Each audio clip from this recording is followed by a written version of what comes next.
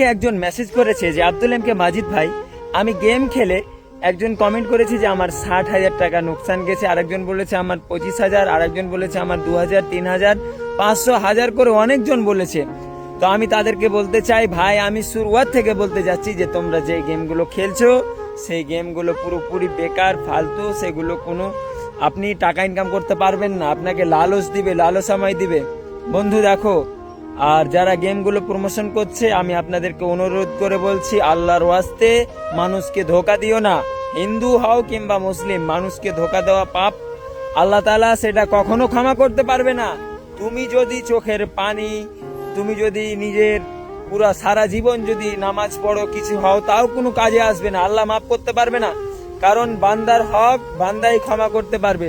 অতএব আপনারা টাকার জন্য, কিছুর জন্য গেম প্রমোশন করবেন না। যেগুলো লিগ্যাল অ্যাপস আছে, ভালো অ্যাপস আছে, সেগুলো প্রমোশন করো ভাই।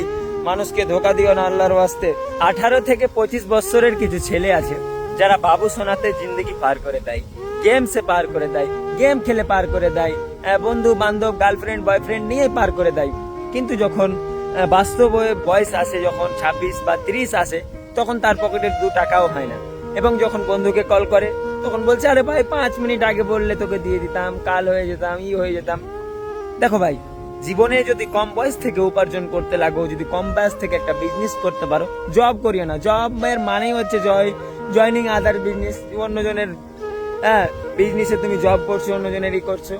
তার চেয়ে বলছি ভাই, টাকা ইনকাম করো, বিজনেস করো, হালাল বিজনেস করো, গ্রামে গঞ্জে শহরে যে কোনো জায়গায়। তো অতএব বাবু সোনাতে জীবনটা পার করে দিও না। আল্লাহ তাআলা তোমাকে পাঠিয়েছে ভালো কিছু করার জন্য, তোমাকে বাবু সোনা করার জন্য। মুভি দেখে, গেম খেলে আর কি আলতু ফালতু করে নয়। অতএব আপনাদেরকে বলবো, আপনাদের জীবন সুন্দর হবে ইনশাআল্লাহ, আপনারা পরিশ্রম করেন। আসসালামু আলাইকুম।